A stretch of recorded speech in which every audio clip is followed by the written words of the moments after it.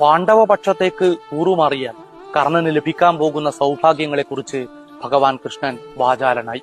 കർണ, നീയായിരിക്കും അപ്പോൾ പാണ്ഡവ മഹാരാജാവ്. നിന്റെ പട്ടമഹർഷിയായി ദ്രൗപദിയും ഉണ്ടാകും. നിനക്ക് വെഞ്ചാമരം വീശാൻ യുധിഷ്ഠിരനും പെൺകൊറ്റക്കുട പിടിക്കാൻ ഭീമസേനനും നിന്റെ ശ്വേതാസുരത്വത്തിന്റെ കടിഞ്ഞാൻ പിടിക്കാൻ അർജുനനും മത്സരിക്കും. കൃഷ്ണൻ കർണനോടപ്പോൾ അവന്റെ ജന്മരഹസ്യം വെളിപ്പെടുത്തിയതേ ഉണ്ടായിരുന്നുള്ളൂ. നീ സൂതപുത്രനും രാധേയനുമല്ല, പകരം സൂര്യപുത്രനും കൗന്ദയനുമാണ്. കൗന്ദയൻ എന്ന വാക്ക് കേട്ടപ്പോൾ കർണൻ ഞെട്ടിവിറച്ചു. പക്ഷേ വികാരങ്ങൾക്കപ്പുറമാണ് കർണനെ സംബന്ധിച്ച് ധർമ്മം. കൃഷ്ണ, ഇനി എനിക്കെന്തിന് രാജ്യം? അന്ന് അസ്ത്രവിദ്യാ പ്രയോഗ ദിവസം നിന്റെ അച്ഛനമ്മമാരാരാണെന്നുള്ള ചോദ്യത്തിൽ എന്റെ ശിരസ് താഴ്ന്നുപോയത് നീ മറന്നുവോ?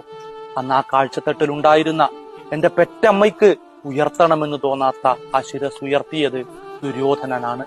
അവൻ എന്നെ അംഗരാജ്യത്തിന്റെ രാജാവാക്കി.